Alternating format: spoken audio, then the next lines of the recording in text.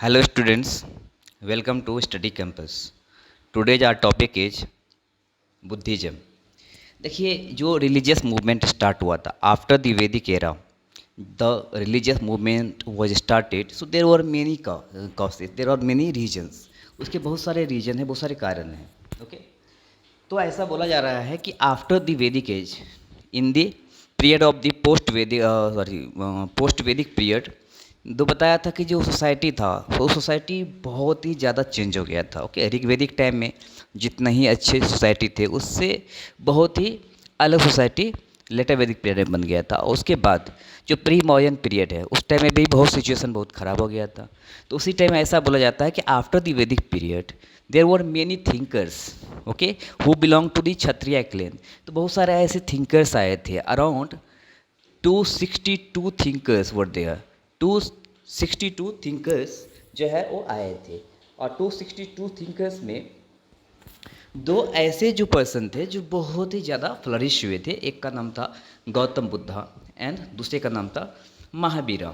Okay, तो 262 thinkers and 63 great men. Among them there were two great men, one was called Buddha and other was called Mahavira. तो ये दोनों ने अपना धर्म स्थापना किया। ऐसे देखा जाए तो बहुत सारे फिलोसफी उस टाइम में आए थे, बुद्धिज्म, जैनिज्म, देन समाख्या, दैट ना, देन ऐसे बहुत सारे वेदांता, ऐसे बहुत सारे फिलोसफी आए थे। लेकिन सबसे जो इम्पोर्टेंट फिलोसफी जो हम लोग को स्टडी करना होता है वो बुद्धिज्म एंड जैनिज्म के बारे में। ओके, तो ये जो बुद्धिज्म एंड जैनिज्म का जो ग्रोथ हुआ था उसके कुछ मेन कारण, पहला ये है कि जो ब्राह्मण और क्षत्रिय का जो पोजीशन था वो सोसाइटी में बहुत ही सुप्रीम था।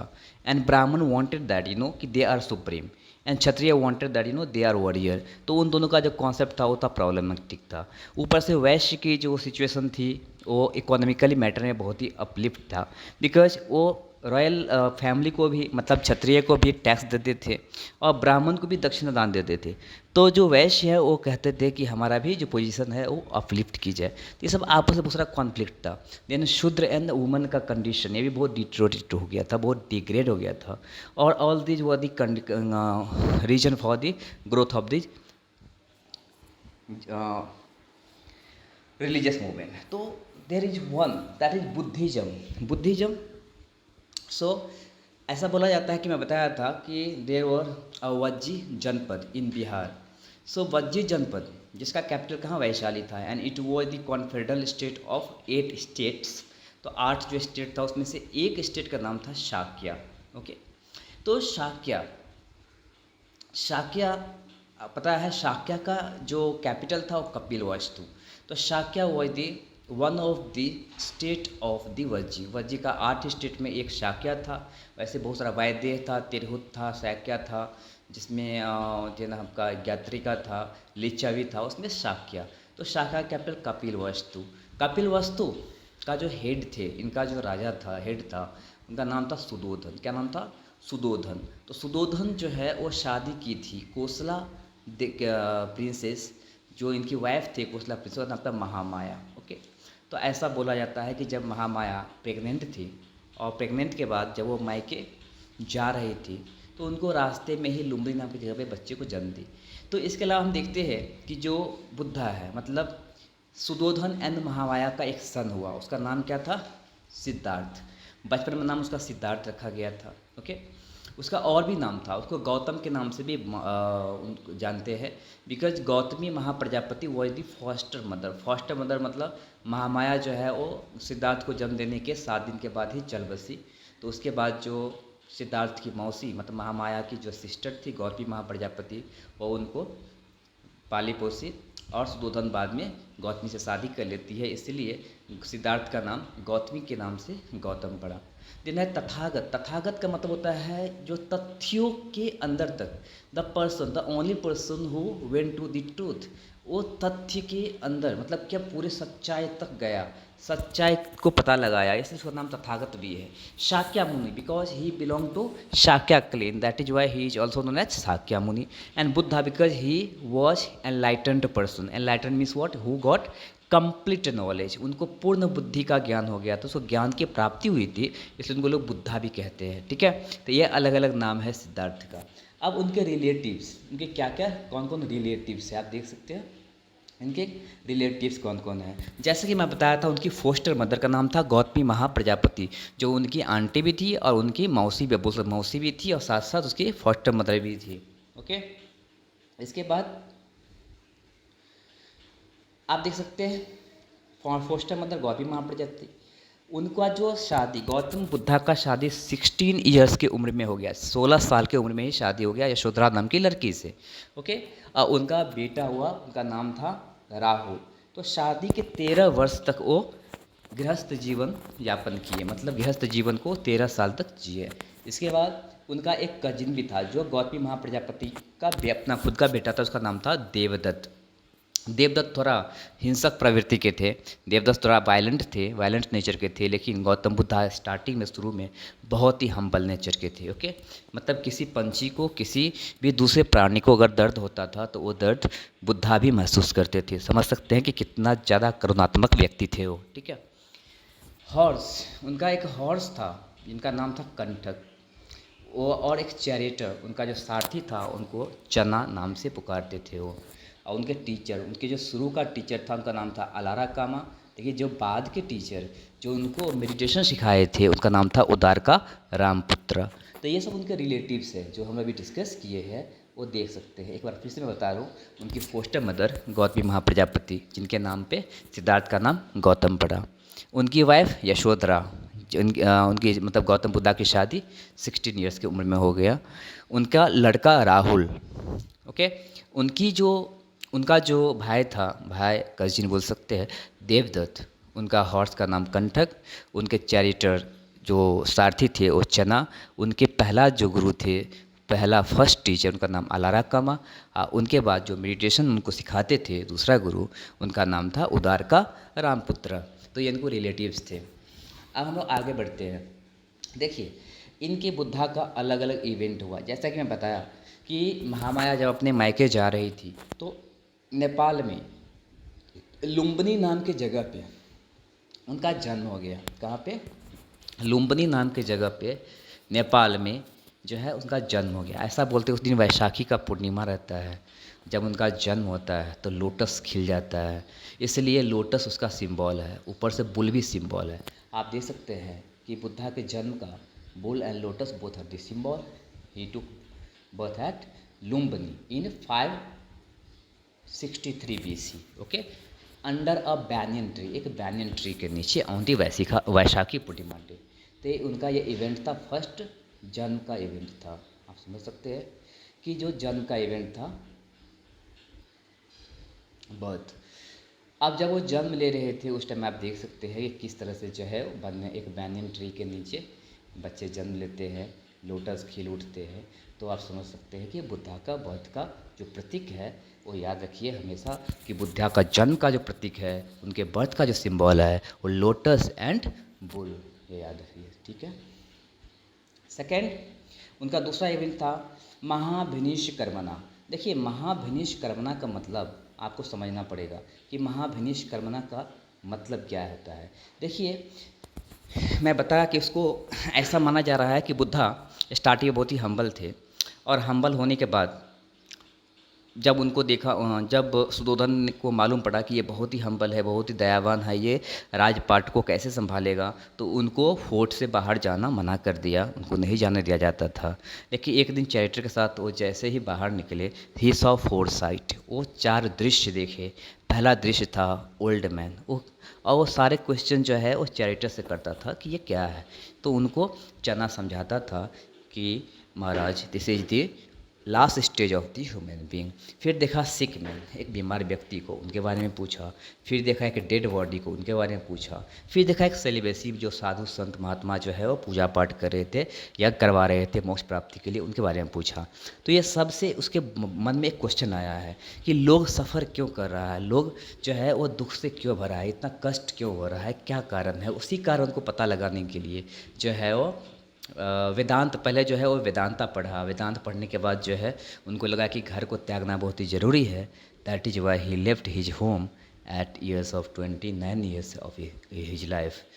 तो आप देख सकते हैं जो Mahabhinishkramana, that is called renunciation, and he left his house at the age of 29 years. At Kapilavastu. तो जिस घोड़ा पे वो घर छोड़ा था उसका नाम कंटक था, और दैट इज वाई जो महाविनिष्क्रमना का जो सिंबल है वो क्या है, हॉर्स है, याद रखिएगा, ठीक है। तो महाविनिष्क्रमना का जो सिंबल है वो हॉर्स है।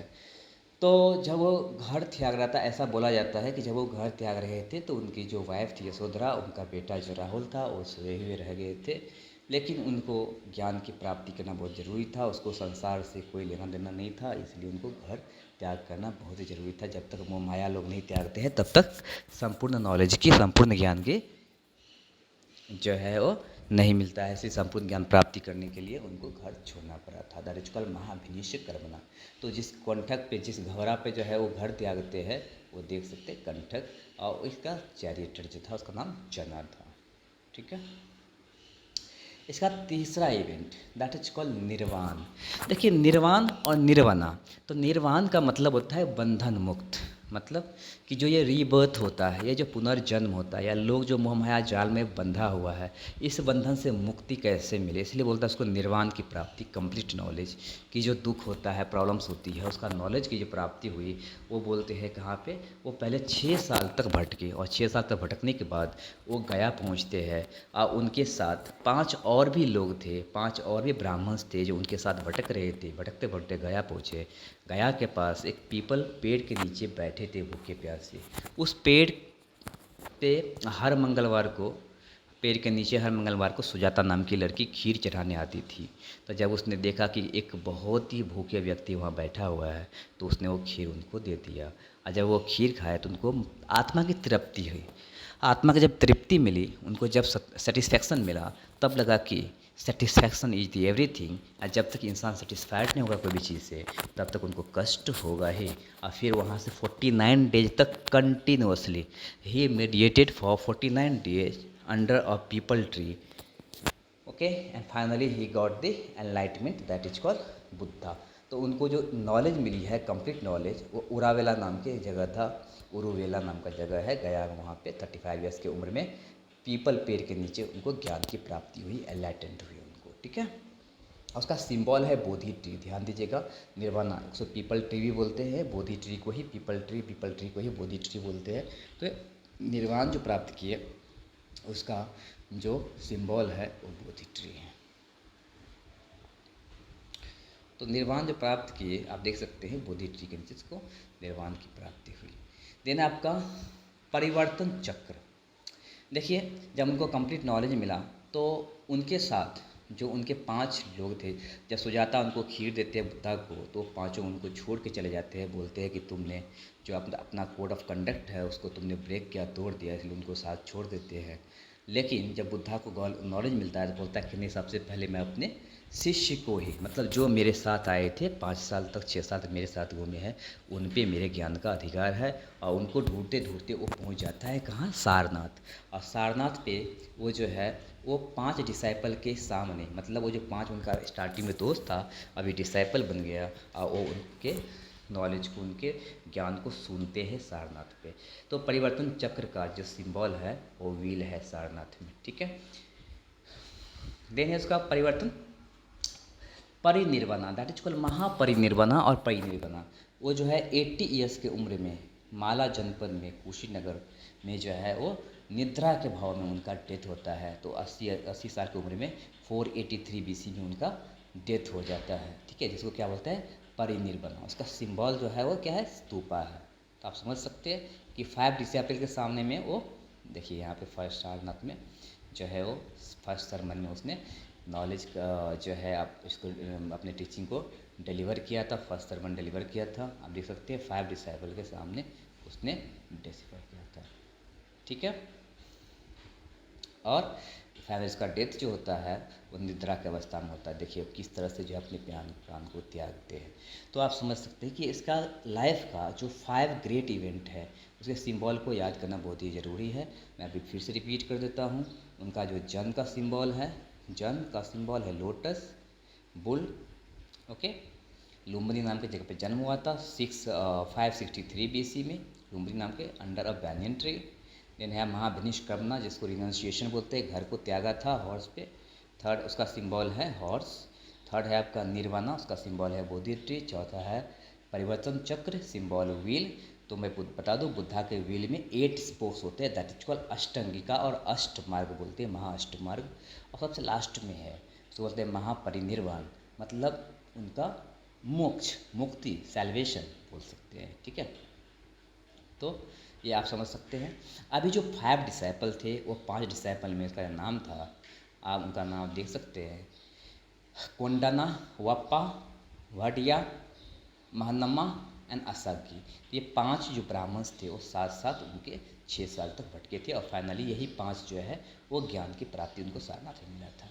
अब जो वो अपना फर्स्ट सरमन में जो बता रहे थे उसमें उनका कहना था 4 मेन टीचिंग। पहला है दुख। दुख का मतलब होता है कि the world is full of sorrow and misery. ये दुनिया जो है, ये संसार जो है, ये जीवन जो है दुखों से भरा हुआ है, क्या कह रहा था।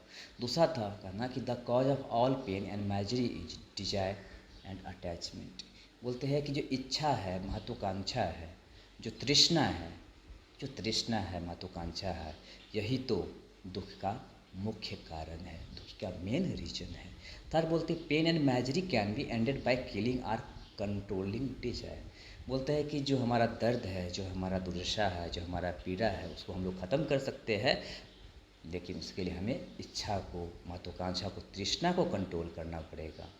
और desire can be ended by following the 8 fold path, that is called Ashtangika और अष्ट मार्ग। तो ये 8 मार्ग को फॉलो करके, 8 मार्ग को अनुसरण करके जो हमारा इच्छा है, महत्वाकांक्षा है, उसको हम लोग ख़त्म कर सकते हैं।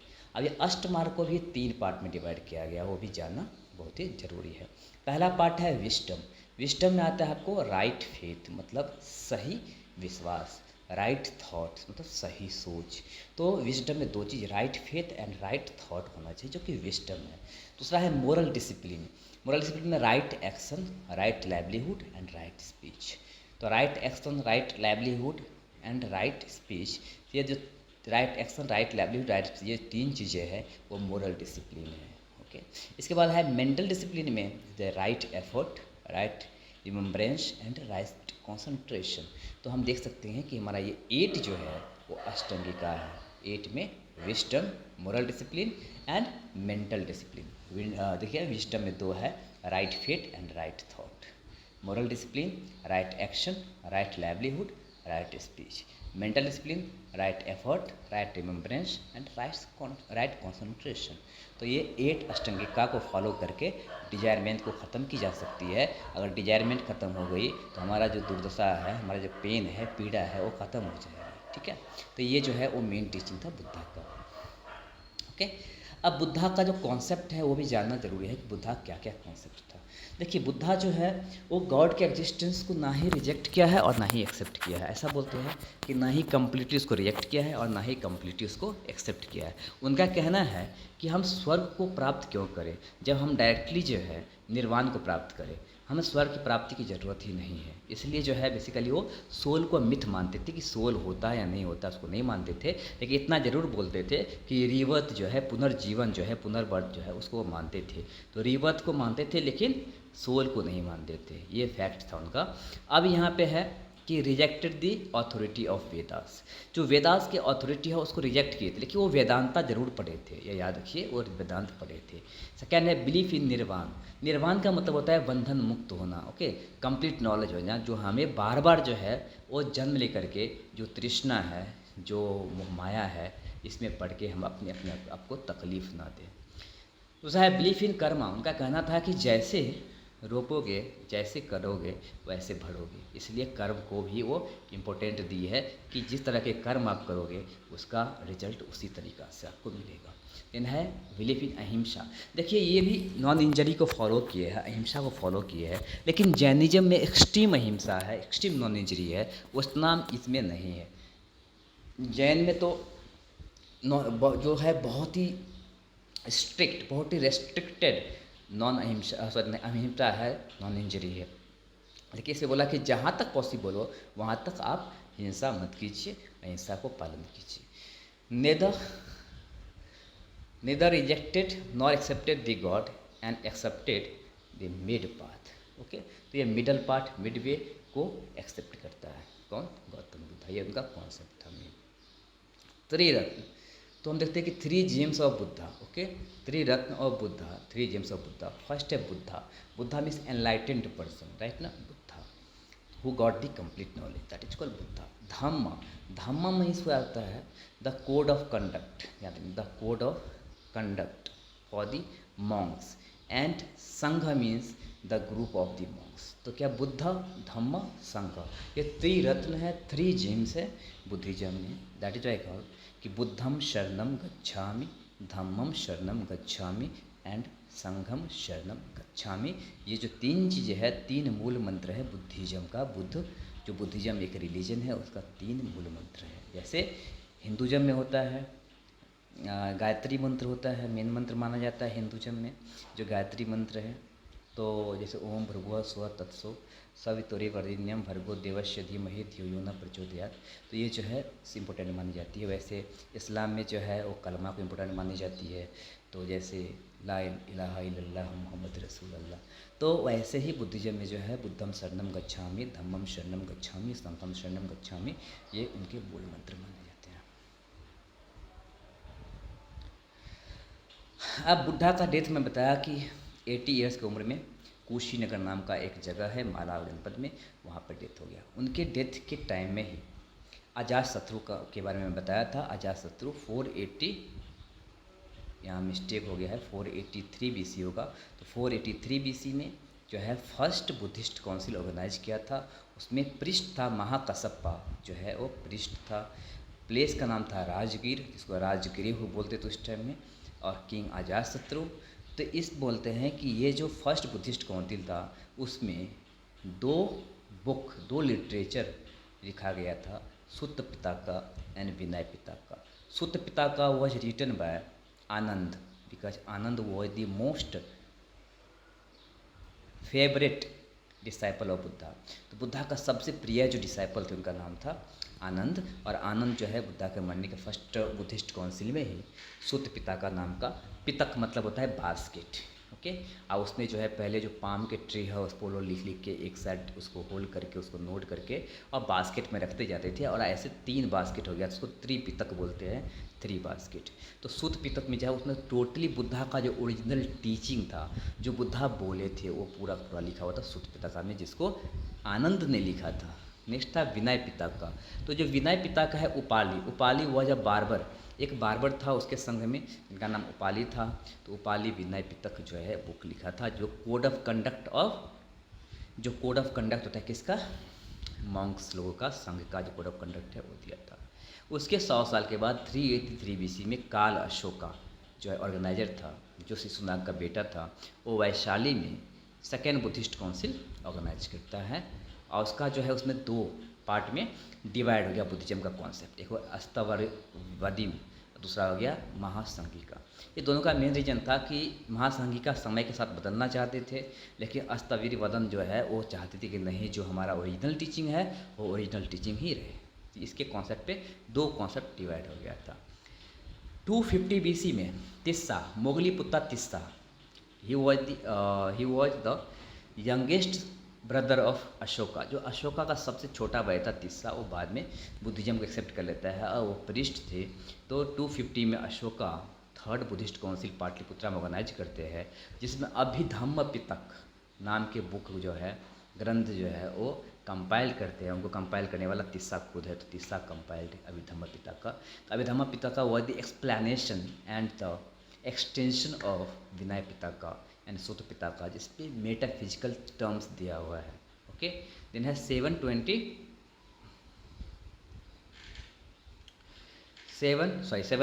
AD, Vasumitra was the president chairman of the council and Vasubandhu was the vice chairman. Kashmir में कनिष्का जो है उसको ऑर्गेनाइज करवाया था। और यहाँ पे बोलते हैं बुद्धिज्म 2 पार्ट में डिवाइड हो गया, Mahayana that is called great vehicle and Hinayana that is called lesser vehicle. तो ग्रेटर व्हीकल और लेसर व्हीकल में डिवाइड हो गया। इसका मेन रीज़न था कि बाद के टाइम में बुद्धा के मरने के बाद बहुत सारे ऐसे अपर क्लास के लोग भी बुद्धिज़्म को एक्सेप्ट किया था। उसमें क्षत्रिय और ब्राह्मण थे, जो कि बुद्धा जिस तरह से लाइफ जीते थे उस लाइफ को जीना पसंद नहीं करते थे और बुद्धिज़्म को भी फॉलो करना पसंद करते थे। तो वो लोग थोड़ा लग्जरियस होते गए और इसी के मेन पे कुछ लोग ऐसे थे जो बुद्धा की ओरिजिनल टीचिंग को फॉलो करते थे, कुछ लोग ऐसे थे कि समय के साथ चेंज होकर के रहते। इसलिए उसको बोलते हैं कि बाद में दो पार्ट में डिवाइड हो गया। उसको बोलते हैं महायाना एंड हिनायना। हिनायना लोग बुद्धा को, दोनों में डिफरेंस क्या है आप समझ लीजिए। देखिए, हिनायना जो है बुद्धा को गुरु मानते थे, जबकि महायाना बुद्धा को गॉड मानते थे। हिनायना का कॉन्सेप्ट था कि अगर हम लोग सेल्फ मेडिटेशन करेंगे तो हम सैल्वेशन पा सकते हैं, निर्वाणा को प्राप्ति कर सकते हैं। लेकिन महायाना का कॉन्सेप्ट था कि बुद्धा के आशीर्वाद से, बुद्धा के ग्रेस से ही हमें सैल्वेशन मिलेगा। हिनायना जो है आइडल्ट्री को फॉलो नहीं करते थे, मूर्ति पूजा नहीं करते, कि महायाना मूर्ति पूजा स्टार्ट कर दिया था। हिनायना जो है पाली लैंग्वेज फॉलो करते थे, बोलते थे, लेकिन महायाना जो है वो संस्कृत लोग लैंग्वेज बोलते थे। तो दोनों में ये सब डिफरेंसेस था महायाना और हिनायना में। लेकिन ऐसा माना जाता है जब ह्यून सैंग इंडिया में आया था, जब हर्षवर्धन के टाइम में ह्यून सैंग इंडिया में आए थे, तो वो सुजुकी बुक में लिखा हुआ है कि उस टाइम में third kind of Buddhism was emerged and it was called Vajrayana thunderbolt. Okay, तो तीसरे काइंड के जो है उसने जन्म ले लिया था, जिसको वो लोग डीटी तारा को मानते थे। अब बोलते थे कि तारा जो है वो बुद्धा के है। तो वो तांत्रिज्म जो है वो बिहार यूपी में, बिहार और बंगाल में बहुत ज़्यादा फ्लरिश हुआ था। तांत्रिज्म को फॉलो करते, उसका नाम वज्रायना। तो हिनायना, महायाना एंड वज्रायना 3 सेक्ट है बुद्धिज्म। आगे बढ़ते हम लोग बुद्धिस्ट लिटरेचर। देखिए, वैसे तो मैं बता त्रिपिटका के बारे में कि 3 पिटका है। Literature is Pali language commonly refer to Tripitaka, जिसमें बताया विनय पिटका, जिसको किसने लिखा था, उपाली ने। ओके, तो Vinaya Pitaka are the rules of discipline in the Buddhist monastery, मतलब कोड ऑफ कंडक्ट था। Sutta Pitaka is the largest and contains collection of Buddha's sermons. Abhidhamma Pitaka is the explanation of the philosophical principle of the Buddhist religion, and Mahayana and the Vamsa are other Buddhist texts. They provide information about the Sri Lanka. जातक are the, यानी जातक story, जो बोलते हैं story of the previous birth of Buddha, Buddha के previous birth की story को जातक स्टोरी बोलते हैं। वैसे आने वाले टाइम में बहुत सारे बुक्स लिखी गई थी, ठीक है, अशोक वंदना, प्रियदर्शिका, ऐसे बहुत सारे बुक्स है उसमें मेंशन की गई है। लेकिन जो इंपॉर्टेंट लिटरेचर हम बता दें। अब causes of decline of Buddhism, Buddhism जो है वो डिक्लाइन क्यों हुआ, क्या रीजन था। तो बहुत सारे रीजन्स थे, उसमें कुछ था it succumbed to the Brahmanical ritual and ceremonies such as idol worship etc. which Buddhism had earlier denounced. तो स्टार्टिंग में जो है जो हिनायना रोक रहे थे, लेकिन महायाना जो है कनिष्का के टाइम में बहुत सारे मंदिर, बहुत सारे जो है स्टैचू बनाए थे। उस स्टैचू से बहुत सारे छोटे कास्ट लोग अट्रैक्ट हुए थे। तो वासुदेवा जो थे वो चाह रहे थे कि हिंदुज़म को बचाना, और इसी बहाने से ब्राह्मण में भी बहुत सारे आइडल्ट्री स्टार्ट कर दिए थे। इसी कारण बहुत सारे ऐसे लोग थे, cause of the idol worship, वो उधर चले। एक रीजन ये है। दूसरा है revival of reformed Hinduism with the preaching of the Shankaracharya from 9th century onwards. उसके बाद जो है 9th सेंचुरी के बाद शंकराचार्य, जिसका जन्म हुआ था कालिंदी में, केरला में, उनका हम लोग स्टडी करेंगे। तो वो जब हिंदुज़म को रिवाइव किया था तो उससे भी बुद्धिज़्म पे इम्पैक्ट पड़ा था। Use of Sanskrit the language of the intellectual in place of Pali the language of the common people. देखिए, हिनायना लोग जो है वो पाली लैंग्वेज, जो उस टाइम में लोकल लैंग्वेज था, उनको फॉलो करते थे, जो लोगों के लिए बहुत ही आसान होता था। लेकिन महायाना लोग बाद में उसको संस्कृत लैंग्वेज में कन्वर्ट कर ली, जो कि बहुत ही डिफ़िकल्ट होता था लोगों के लिए। इसलिए ये भी एक रीजन माना जाता है। देन है आपका deterioration in the moral standards among the monks living in the Buddhist monasteries, ऐसी भी है। एंड अटैक्स ऑफ हुन, बोलते कि एक हुनस करके, हंस करके जो है वो ट्राइबल था, वो बहुत ही बारबेरियन था, जो इंडिया पर अटैक किया था। मिहिर कुल नाम का एक व्यक्ति था, जो उस टाइम में बोलते हैं कि तक्षशिला यूनिवर्सिटी को टोटली डिस्ट्रॉय कर दिया था। और फाइनली 12th सेंचुरी में बख्तियार खलजी नाम का व्यक्ति आया था इंडिया में, और वो नालंदा यूनिवर्सिटी में जितने भी बुक्स था, ग्रंथ था बुद्धिज्म का, वो सबको जला के राख कर दिया। तो हम देख लिए आज के टॉपिक, तो आज के लिए बस करते हैं। Thank you very much.